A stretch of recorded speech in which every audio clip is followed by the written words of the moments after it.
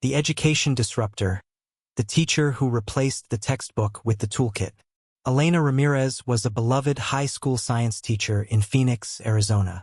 At 38, she had the passion and the pedigree, but every day she felt the soul slowly draining out of her classroom. The system was rigid. Standardized tests, mandated pacing, and a curriculum designed for compliance, not curiosity. She watched brilliant students, particularly those who learned visually or hands-on, being labeled as underperforming simply because they didn't fit the box.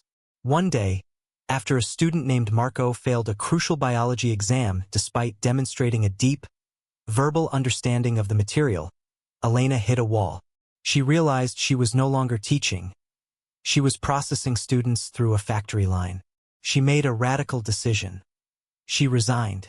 Her plan was to build what she called the Catalyst Lab, a microschool focused entirely on applied, project-based learning.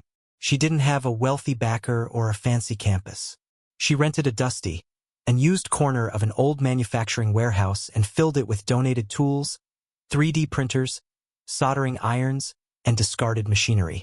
Her first cohort consisted of 10 students who had been marginalized or failed by the traditional system, kids labeled as at-risk or ADHD. The curriculum was simple. No textbooks, no grades, only projects. Instead of memorizing physics equations, they designed and built wind turbines to power the warehouse.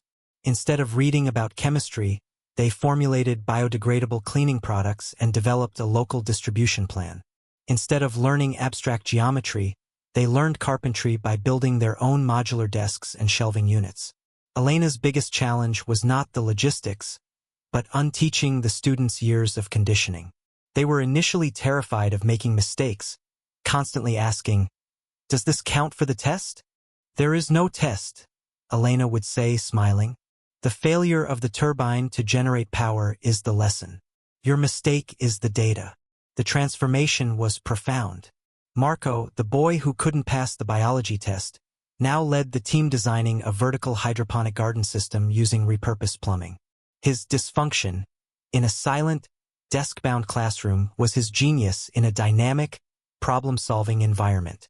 Elena leveraged technology as a tool for personalization, not standardization. They used online modules to learn theory after they hit a practical hurdle. She replaced the traditional grading system with a mastery portfolio, where students had to visually document their process, their failures, and their solutions. The success became undeniable.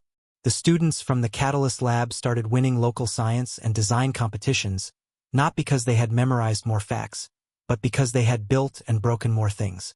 Colleges and local businesses, tired of graduates who only knew how to follow instructions, began paying attention to Elena's unconventional graduates who knew how to solve novel problems. The final victory came when a large, bureaucratic school district sent a delegation to observe the Catalyst Lab.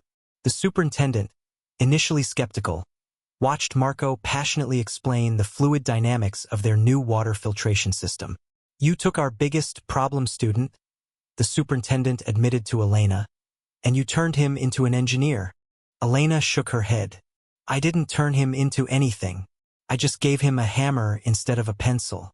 I let him connect his hands to his brain, and I let the real world grade his work." Elena Ramirez proved that the future of education isn't in better testing or more technology, but in remembering the human element, the inherent need to build, to break, and to discover through passionate, hands-on application. She had disrupted the system by simply making learning real again.